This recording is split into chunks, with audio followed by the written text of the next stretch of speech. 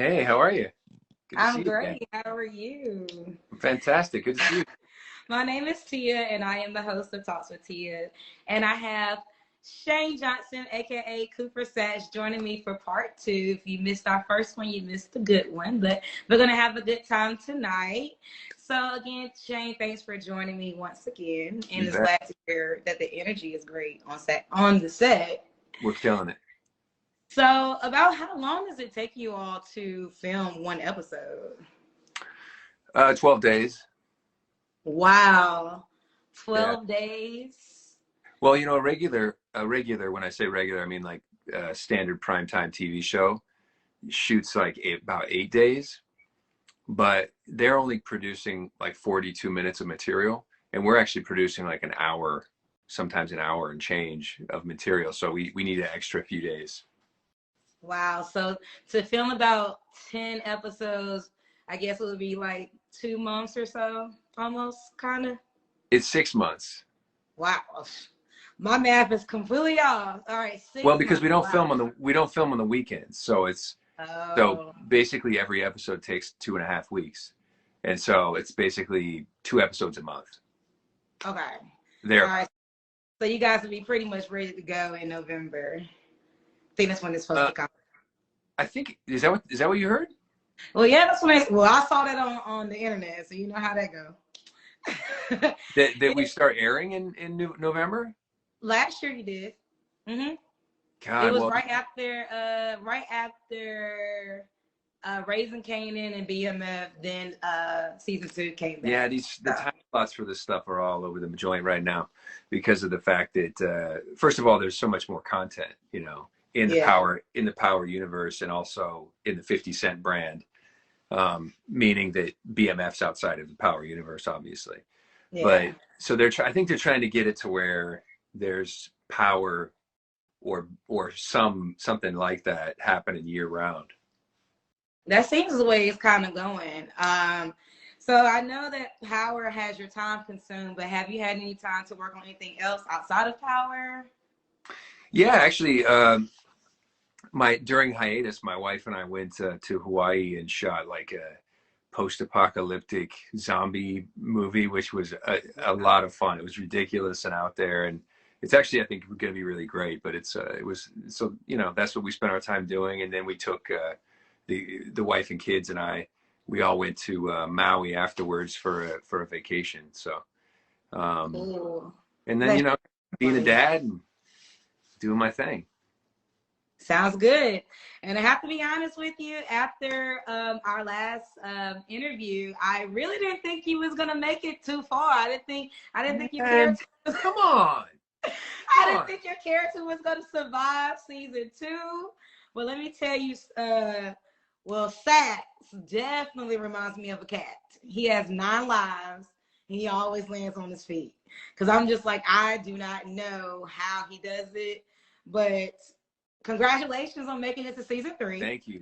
Honestly, I don't want to understate this. It is such an incredible blessing to still be on the show, and to, now I'm this is my ninth year playing Cooper Saxe, which is crazy. 9 lives, 9 years. Well, Yay. my hope is I get through 10. That's my hope, because Okay.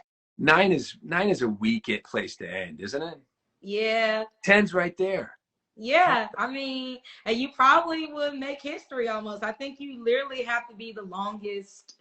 Like, I think you've been on every episode since season Yeah, one, hour. that's right. Yeah, I've Wow, done. Yeah, yeah. that's crazy. So, how excited were you to know that you are going to be on season three? I mean, every year I'm thrilled. I'm thrilled, and it's also really cool too, because it's not the same. Like, people go, "Oh, do you get tired of it?" But the truth is that the writers have always, every season, they give me more layers and more stuff to work with. As Power was wrapping up, Cooper went from being like that sort of straight laced guy early on, who was a prick. I know he was a prick, but he was by the book, and everything was about the law and by the book. And then he shifted out of that when he started planting evidence and kind of twisting the law a little bit to make it work for him. ending in me getting a gun and basically being willing to go actually murder ghost myself, because the law justice seems so evasive to him that he's like, you know what, I'm gonna handle this myself. um and he was obviously drinking and depressed and maybe suicidal and all those things. And then coming into this show, Ghost, having a family and getting to kind of see what makes Cooper Saxe tick, you know, and kind of what the backstory is there. And then dealing with my niece and that whole insanity with my niece and Tariq, Good old which, which Riley. which was cool because I love Riley too, and it really brought out that sort of fatherly side of Cooper Saxe. And then now I've got this love life thing mixed in with the fact that I'm kind of made a deal with the devil, and I'm working with Davis McLean now too. So I got we're gonna get all into that. Every year it's just more complexities, peeling away that onion and just getting more and more to play with, and it's been amazing. So I do want to know, do you or any other character ever know like your fate or how things are going to end during the season? Do they let you know any of that beforehand, or is everything a surprise each time you're like getting ready to read your script or table read or anything like that? Well, no, they give us a heads up about basically like a character arc Okay. outline, sort of to let us know what the overall season is going to be for us. And then when it comes to characters like getting killed off, I think that, maybe, I don't know if it's going to be a little different now that Courtney's not show running anymore, but historically Courtney would always, call people personally or have them come into the office and a few weeks ahead of time before the script came out and everybody knew. It was like she'd have a personal sort of talk with them to kind of let them know what's up. But I think they also wanted to keep the cards close to the vest. They didn't want people knowing like, oh, I'm only making it through episode, 2 or 3 or whatever, because that changes people's energy and changes the way how actors can get a little squirrely when they're like, oh my. I mean, in a way, it's weird because they have to tell these incredible stories, and we're like these. Somebody has to die. Yeah, but in a way, it's also like it's a little different because it's like actors losing a job, basically, right? Yeah. Yeah. It's not just the death scene. It's not like, oh, my character died in the story. It's like, no, I just lost a job. you know. And that definitely that's definitely tough. And so being with your character has grown some from season 1. You were still on the other side. Season 2, you're now on David's side. You're no longer in the prosecution. So was that a challenge for you to kind of like switch sides, or was it kind of the same? It was at the end of season 1, me getting my ass handed to me and fired basically for, impropriety or whatever. And that put me in a position to, basically I had 2 options. I mean, in Cooper Saxe, it's like I either admit defeat and go and work with my family, right? And there would be, that'd be a cush gig, it'd be money for days, and it'd be like, but I would be miserable, and my family would never let me live that down, right? And so that's what I was looking. That's what I was looking to the future as for myself. And then when Davis walked into my office and was like, "Yo, why don't you come work with me and bring your files and bring your knowledge, and we can kick ass together?" I think, it's like, oh my God, really? Working with Davis? But it was like, make a deal with the devil or go work with my family. And he chose to deal with the devil, because I also think he's got unfinished business, Yeah. Business too. And even though it's on the other side of the law, meaning that he's a defender now rather than a prosecutor, he's still in the mix with this unfinished business. And I think that's important to him. Right.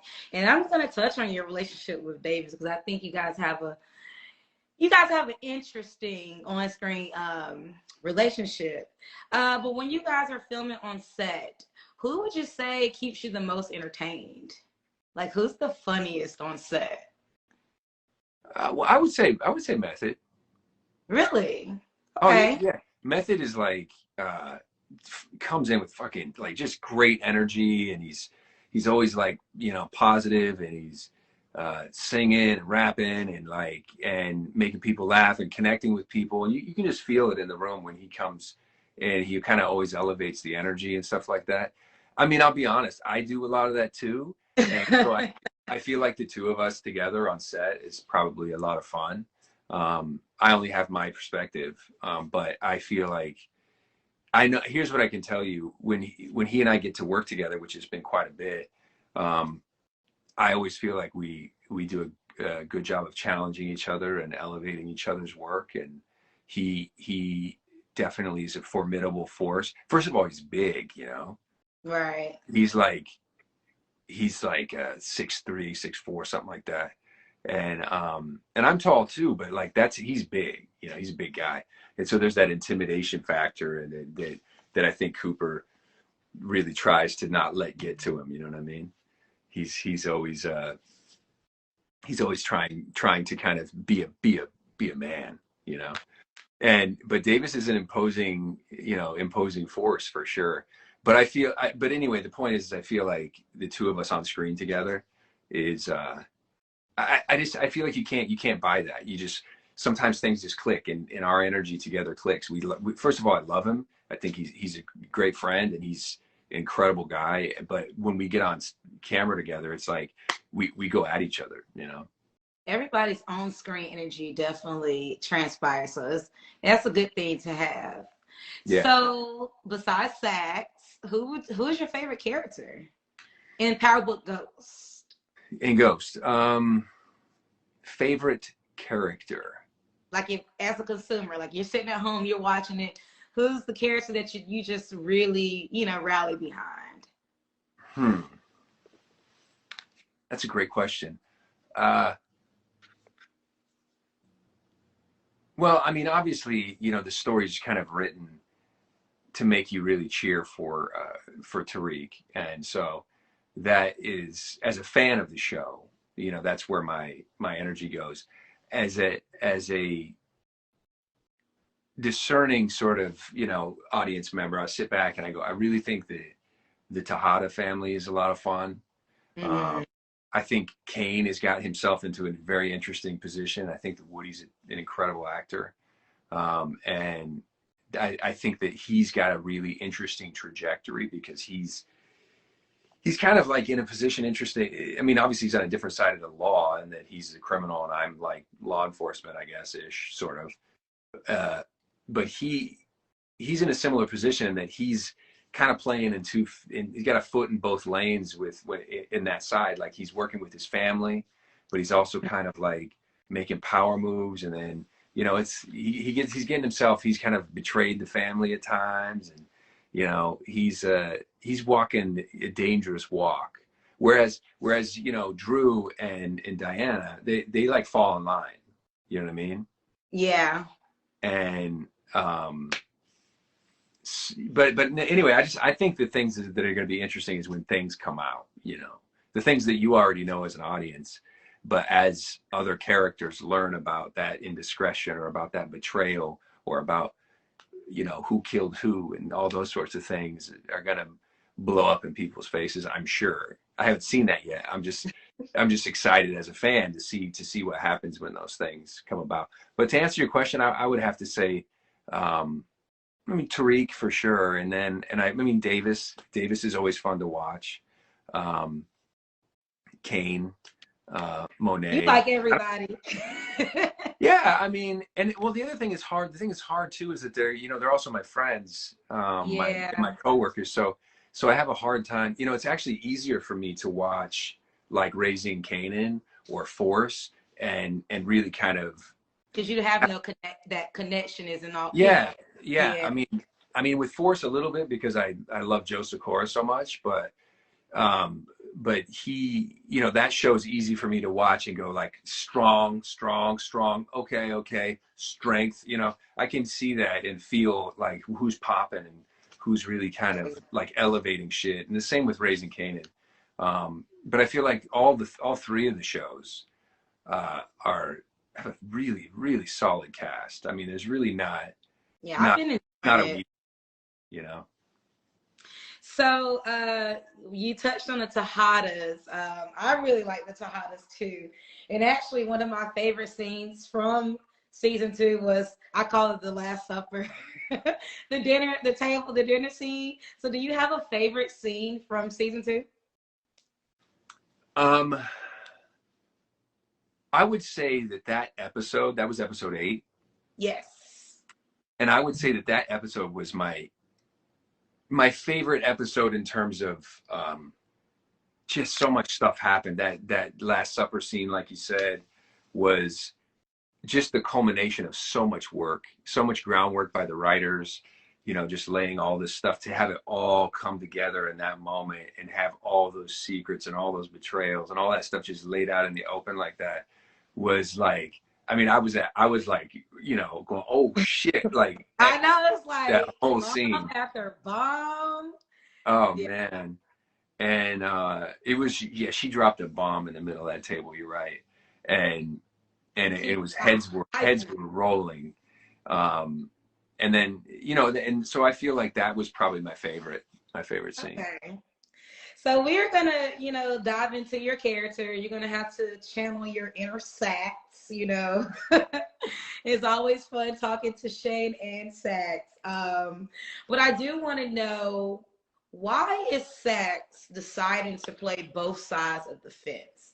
Because it's like, okay, he already was on the prosecution side, and obviously he got fired because he can't tend to do his job correctly. So Easy. now he's with the on the other side. So why do you feel Saxe is wanting to still straddle that fence of playing both sides after he's already been like burned from the prosecution? Hmm. Well, he still has a tie there with his girlfriend, right? Mm-hmm.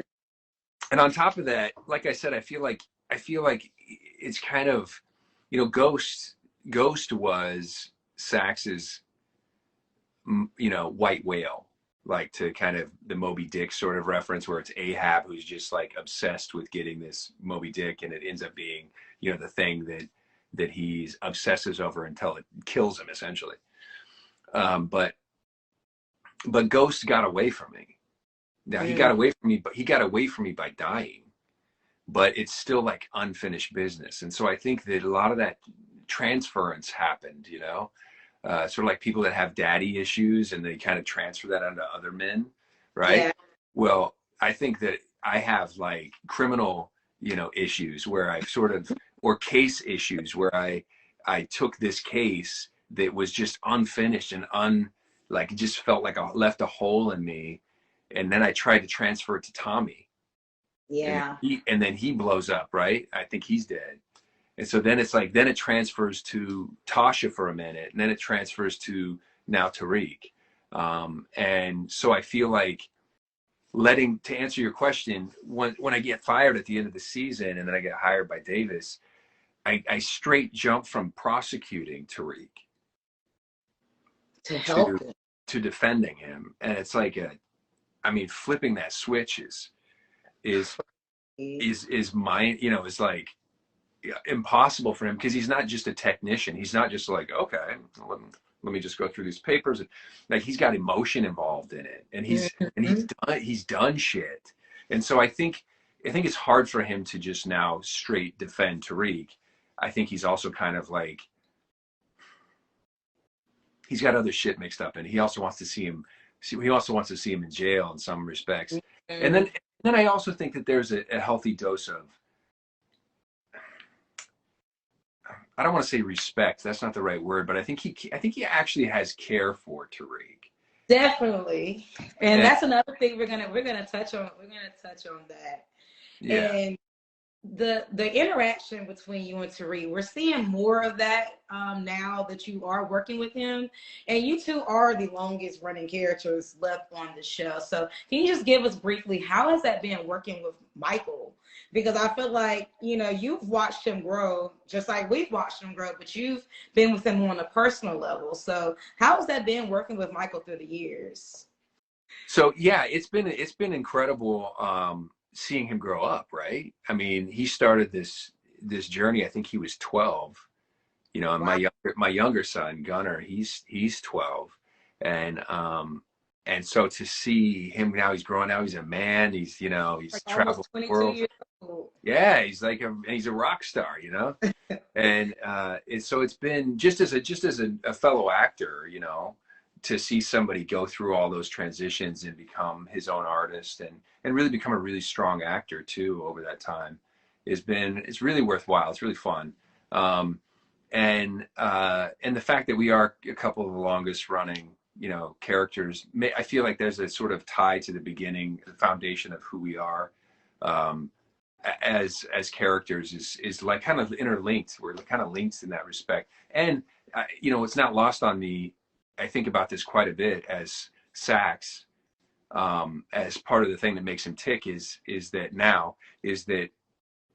Mike, you know, Tariq kind of saved him. Mm. You know, I was gonna take a shot at Ghost, and Tariq just beat me to it. And so I know that he killed his father, but I was about to do the same damn thing. And so Yeah, that helps you out. prosecuting it, yeah. So I have really mixed emotions about it. You know what I mean? And I Mhm. think it's not as simple as like you need to go to jail. It's like I kind of want him to be a better version of his father. You know, I'll go, you know, go be. You could have everything. You got money. You've got like you're smart. You don't have to do this life. And I think that that's kind of what Cooper wants for him, you know, is to but then there's the other side where he kind of wants to like get a win too and and check that box that he has that he nailed to St. Patrick, you know. So it's there's so many emotions. I don't think Cooper sleeps well at night, put it that way. Well, we know that Cooper is always known for ruining things, and everything seems to be his fault. Do you feel like you was responsible for any deaths this season, Mr. Cooper Saxe? Um this season, Yeah. Do you think I you don't could? think this season. Historically I feel like I've been surrounded by bodies. Like just I should actually invest in like body bags, you know, just so that when somebody does, oh, hey, I got this. And but the because certainly throughout Power, the number of friends and Oh, yeah, coworkers definitely. and We. you know CIs like you know confidential informants and witnesses and suspects, Lobos to Angela, Mike Sandoval, you know Maria. Maria for sure. Do I you mean, feel responsible for Lauren at all? um, you know, not really. I sort of feel like that's more. I mean, I feel like that's kind of more on Jenny, right? Yeah.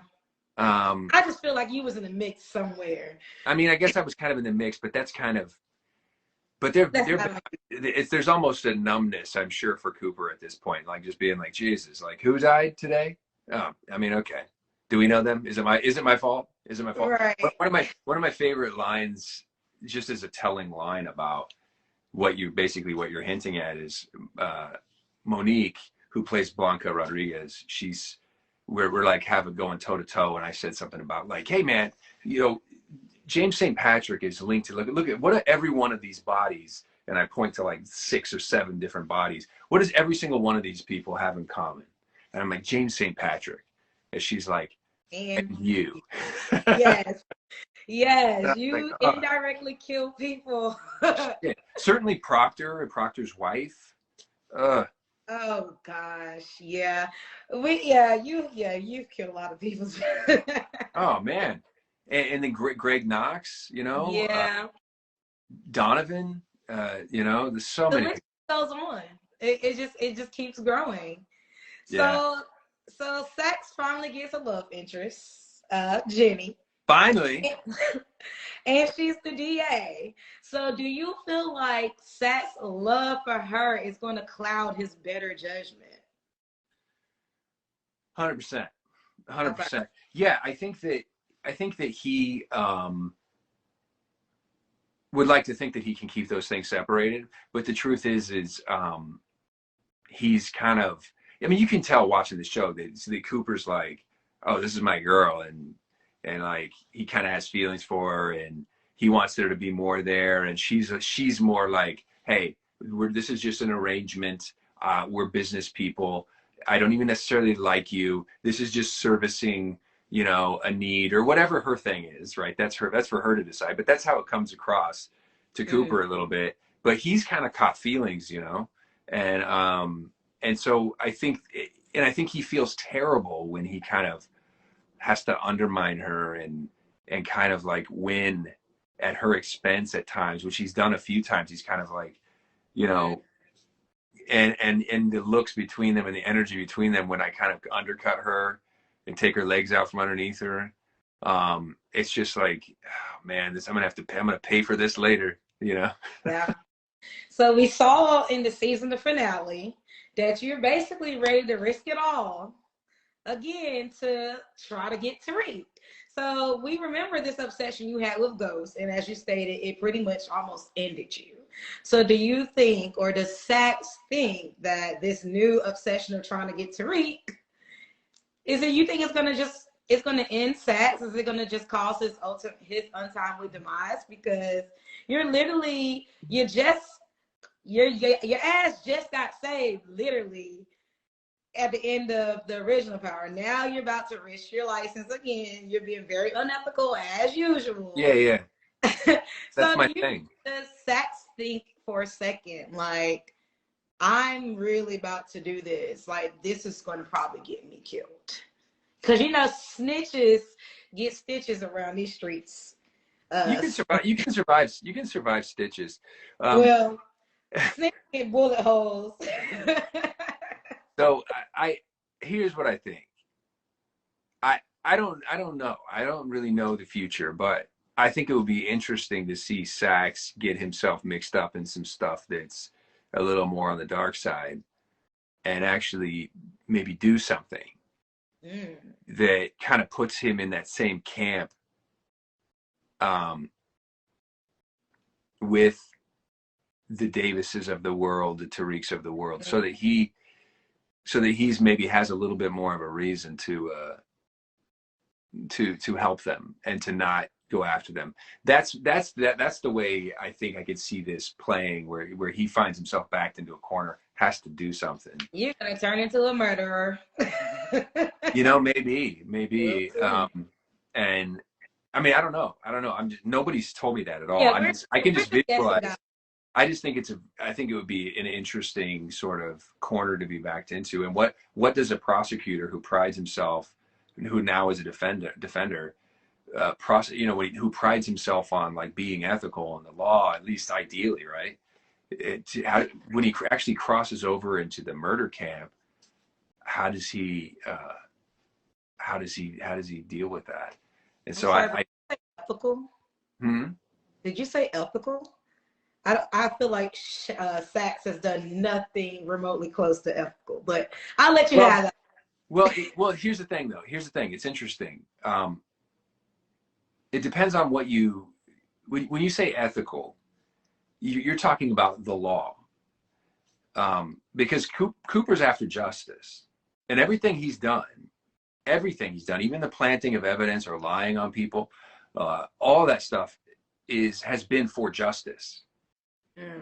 Like him going after Tariq is guilty of this shit. Him going after Ghost was guilty. And even though he planted evidence, which is unethical, it was still justice, right? So maybe it's about the terms or the words we use to describe it. But at the end of the day, everything was ethical. But if Cooper actually crossed over into unethical, or not, let's say, if he everything has been about justice, and if he crosses over into something that's no longer justice but is more personal, or something like that. That could be really interesting, and would maybe put him in more in a unique position with like I said, when it comes to Tariq and Davis and them. But I don't Okay. know. I'm just making shit up. So I know. We'll see. We're gonna see. So I know this is something that a lot of fans be wanting to know. How are the sex scenes filmed? Like, I like, how is that on set? Like, how do you guys film those? Like, can you walk us through filming a sex scene? sure, yeah. I mean, listen, it's it's highly at this point. It's highly technical because uh, you know, prior to the kind of Me Too movement, there's a little bit more, let the actors sort of find it, let's figure it out, let's talk about what you're going to do, and it was just a little bit more of finding it and having it be organic. Whereas now, it's more like you have a intimacy coordinator who basically is like a mediator that goes, "Hey, are you comfortable with this? Are you okay with that?" And everything is like danced out like a choreography, right? Choreographed. Yeah, Okay. totally choreographed. And now because of COVID, everything is choreographed. You're fully clothed. You've got masks on. Everything is like choreographed like that. And so it's a little weird because then on the day, it's like, all right, like, take all that off and go. You know, so the hardest thing I think is trying to be present and connect with somebody and have it be about that actual relationship rather than have it be about, you know, your insecurities and your body and how you look and stuff like that. And with Saxe, you know, I'm like, if his intimate scenes are going to be specific, you know, like what, because I was like, there's the glamorous sort of like beautiful body, beautiful people, love scene sort of stuff that happens on these shows. And I was like, okay, that's not what people want from Cooper Saxe. Now, don't get me wrong, they want those people to look good, but they also want to be like, oh, these people are fucked up, you know, these people are fucked up. So I think that our sort of approach to it was like, how do these people, like, what's their kink? How do they approach this in a way that really kind of like really furthers the story and furthers their characters? It's like, this is, you also see their damage, you know, like this, he likes to maybe kind of be abused, and you know, it's like, Jesus, what's going on? This poor guy's like so messed up, you know, that this is where he finds intimacy. um Mm. so those things I find really interesting because I feel like they pull the character out. But to be a little more specific, you put a little thing on that just A covers, little cup. just a little thing that, well, for me it's not little. Uh, all right. So you put Yeah, the cup, you put a it's called a, I can't remember what they call it. It's just like an intimacy, you know, uh like a garment garment or yeah, a something like that. guard. Okay. And then and you basically tie it all up, and then it looks ridiculous, you know. It's nothing that, I mean, you spend your time getting ready. All right, I'm ready for the scene now. Everything looks the way I want it to look, it almost. And then you put that thing on, and it ruins the whole thing. But the truth is nobody sees that except for all of your friends that you've spent years on the show with, that are looking around at your naked ass with this stupid thing hanging in front of you, and you're just like, oh man. But the reality is once you kind of get past that and just get present and go, okay, that the embarrassment's out of the way, that shit's out of the way. This is just about you and me. Let's get present and make something cool out of the scene. And I feel like we've really done a good job of that. I feel like they're quick scenes, but I feel like we've told the story and sort of showed the twisted nature of their relationship together. I'm proud of what we've done with those scenes. So, not to hurt your feelings or anything, but the fans don't really like your sex scenes. So Oh, what is really? your yeah? It's probably because you're so animated with your facial expressions, and I think the fans just love to hate sex. But I want to Maybe. know, what does your wife say when she sees the sex scenes? Does she like pick at you? Like, what does she say about your sex scenes? Oh, she loves them. She's like, Oh, he's like, she's rooting for me to go further. And the truth is like, you know, people may go like, oh, I don't like those sex scenes or whatever, but I gotta tell you, like, the sex scenes that put up on screen are pretty damn real. Like that's what sex looks like. You know, that's the way you know, if there are very few people that are having sex and don't make facial expressions or don't have an experience. So I would, and if I see somebody that's like, you know, if somebody's just like anybody that's doing that, it's like, I don't want them in my bed anyway. Now, a lot of TV and film does that. I'm not interested in that. I like to see real people like having really being affected. If you're looking for, you know, because it's otherwise you're watching porn, right? Like these are characters, and like I said, I'm really proud of what we do. I think that what we do is grounded. It's the characters it kind of helps advance the characters, and it's also like Saxe would be into this. I like, you know, I don't know. I like what we're doing. That's a good answer. They're getting on me in the comments. So I didn't say I didn't like Saxe's sex scenes. I had people to submit questions prior to, and that came up a lot. They was like, asking about those sex scenes. So I asked you about the sex scenes. Shane loved them. You know, I wouldn't say, listen, right? Here's what I could say. If I'm being real, if I'm just being a human being for a minute, it's one of those things that if I'm just being real here, like Cooper Saxe aside, like Shane Johnson, you know, I'm about to turn 46, right?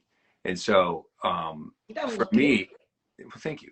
But for me, it's like I've been in this business for like almost over 25 years. I've been acting since 1996. It was my first professional gig, right?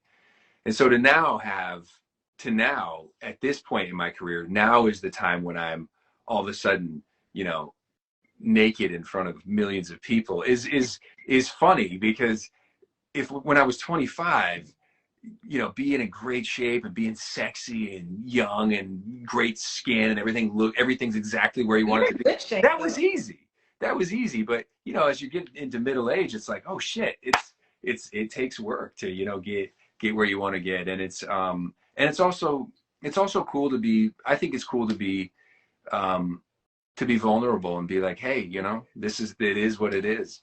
And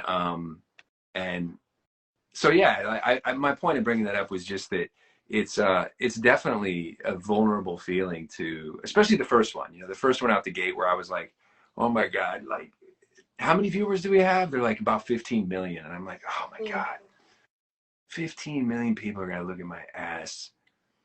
And you know, well, you're in great shape. Your ass looks great. But thank you. I'm trying. But it was, and now I'm kind of like, it is what it is. But that first time out the gate, it's like being on stage for the first time, right? It's like, it's nerve wracking, but and Peyton's incredible, who plays Jenny Sullivan. She's incredible to work with, and we always talk through things and get on the same page, so we both have freedom and stuff like that. That's great. Anyway, yeah. So I think, like I said, I think you're doing a great job. So where do you see your character going? Maybe, hopefully in the future, a Saxe spinoff, because they want to see. The fans were saying they want to see more of your life, your backstory. Yeah, I mean, I do too, and I think the writers want that too. It's just, you know, the stories are so complex and there's so many storylines. I think that they touch on something here, and then people are like, oh, that's interesting, I want to see more of that. But they're keeping the story moving, you know. Because you know, a Saxe spinoff, do I think that is real? No. I don't think it's real, because I don't think that you know, people love to hate Cooper Saxe. That's what he is. And people used to hate Tariq too, don't get me wrong, but they did a great job of sort of shifting him into the hero now. He went from kind of like oh my God, I want to shake that kid and slap the shit out of him, to the hero of the show. Love you know. But with Cooper Saxe, it's like he's a great ensemble character. You know what I mean? You know, like I could see a Davis and Saxe spinoff. Yeah, like a Law and Order type of thing. But yeah, I could see that. Where we're kind of like dirty lawyers, kind of, that are gaming the system and stuff like that. Like that would be interesting. But it would, I think it would need that. It would need a sort of it would need an ensemble. I see. I feel you. So, what are some of the crazy things that fans ask you when they see you? Because I'm pretty sure you run into fans on the street. Do they ever ask you anything just crazy or off the wall?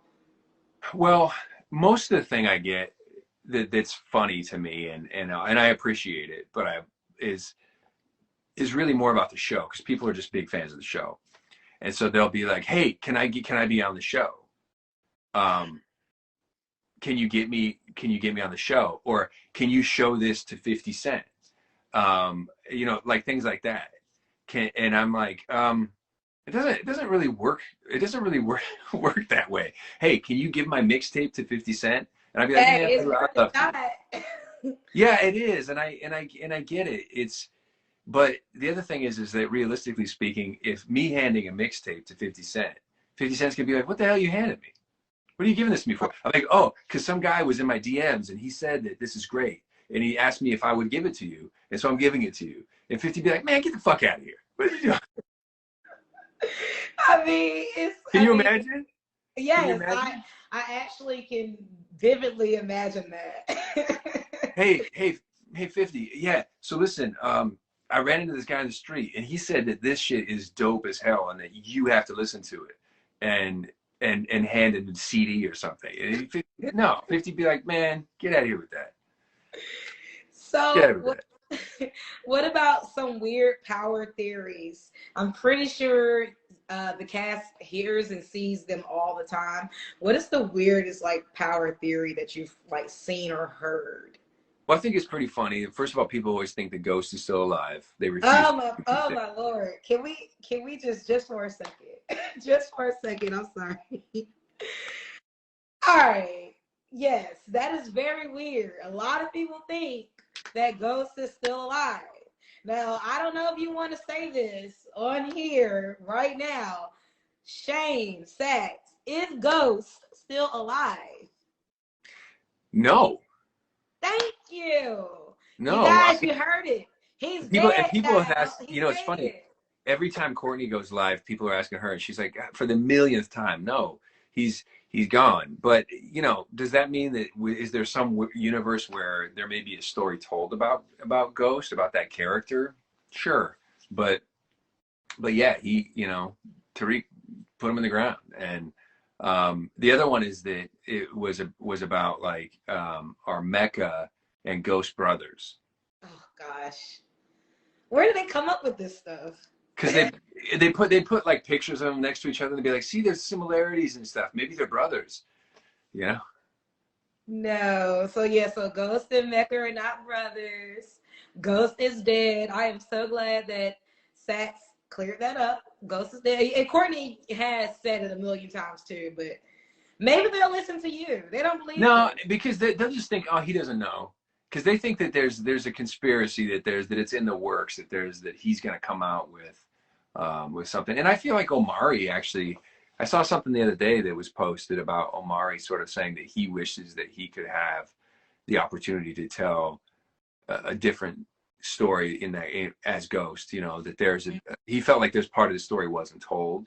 You Mm. know, that he would like to explore, but that would have to be like a prequel or a, you know. Yeah, that would that I feel like that probably would satisfy the fans at least. I think they're really just grieving, and like one of the stages of grief is denial, and I really feel like most Power fans are in denial when it comes to Ghosts. Yeah, yeah. So, well, being that plays on my next question. If you can bring back one character from the dead, just one, who would it be?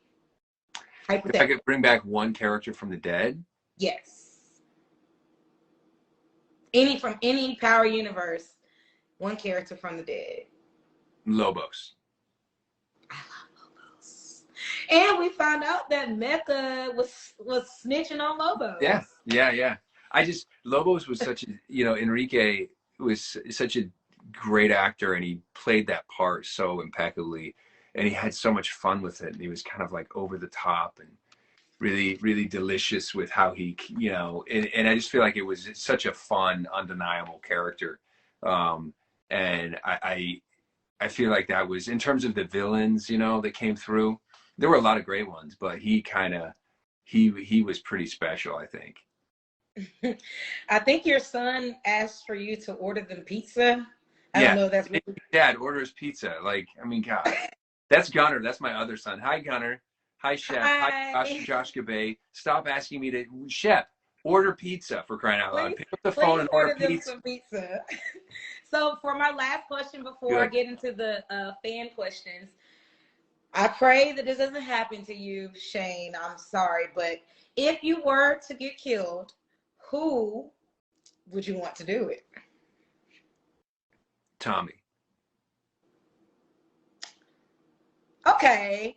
I can, I actually can see that because for one, you really are supposed to be solving Angela's murder. So maybe Yeah. you'll go to Chicago All and these people, are like, order pizza. Come on, be a better yeah, dad. order the pizza they're starving.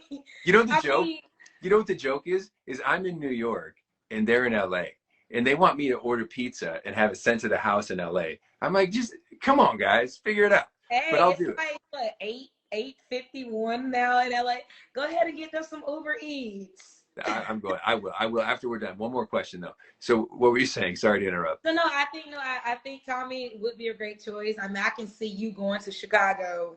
I don't know for what, Yeah, but you also think he's dead. So yeah, and I think that I can imagine. Listen, I can just imagine something happening where, it comes out that he's not dead, and they're like, there's this old case. Bring this guy in. I get in there. I toss it around with Tommy a little bit, and he's like, "Hey, man, this is unfinished business. This bullet's had your name on it for 4 years. It gets rid of me or something like that, right?" Because he um, almost killed me before. He wanted to kill me before, and Ghost saved me. yes, ghosts have saved you a couple times. And I'm Tariq. sorry. I'm laughing at these comments about you and this pizza. Your kids are funny. So we have some fan questions. Okay, so K_Boogie wants to know, who would you say is a better lawyer, Davis or Proctor? Well, I know people are so loyal to Proctor and love Proctor. I'm partial to Davis personally, and I feel like the other thing is Davis is literally. I don't think he's ever lost. Like he only wins. Yeah, he doesn't take plea deals. No, he's like he'll go to the mat, and so I think now Davis is a little bit more motivated by just winning and money, whereas Proctor might be like, oh, this is my guy, I'll protect him, I'll go to bat for this guy because we have a connection. Whereas Davis would be like, hey, listen, yeah, I love you and everything, but you got to give me my money, or else I'm Yeah. out. you know. But maybe Davis would be the one to get you off of that murder that you might commit. How amazing would that be? That would be cool. That'd be amazing. And Imani, Tariq helps me get rid of the body. yeah, Tariq. Right? Imani Tamila wants to know: is there a castmate that you're particularly close with? Yeah. I mean, I would say Method for sure. Joe Sikora, and Quincy Tyler Bernstein, I love, who plays Tamika. She and I are close. I'm still really great friends with David Fumero, who played Mike Sandoval. Okay. Leela. I got a lot of and the guy that played John Mock, Sung Kang, is one of my favorite people on earth. I love him. Shay, I'm sorry, I can't say your username, but she wants to know. Hey, Shay Lachey. Oh, there you go. Do you get an adrenaline rush before your scenes, like before going out on stage? Usually what'll happen for me just as an actor is kind of the first time I'm approaching a scene, like the first take, I will have a bit of nerves sort of going into figuring it out and trying to be present and kind of like wanting to knock it out of the park. And then after that, it's just like I'm present and I'm cool. But it's like that first, which is probably I think what happens when you go on stage, like that initial step out on stage and there's an audience. It's like it hits you, and then it dissipates because you can't function well with just constant like adrenaline, constant like energy like that. And so, I mean, I don't think so. I think it clouds your ability to be present if you're constantly like, yeah, you know what I mean? Sensitive thug tease. Did Saxe forget about vowing to solve Angela's death? Does what? Say it again. Did Saxe forget about, because you said that you were going to solve Angela's death. So did Saxe kind of just forget about that? No, I don't think so. And I think that if the Tommy thing comes around, it'd be because of that. Because I know that Tommy's responsible for that. But I think that I think Tommy's gone. And so if I caught wind that he wasn't,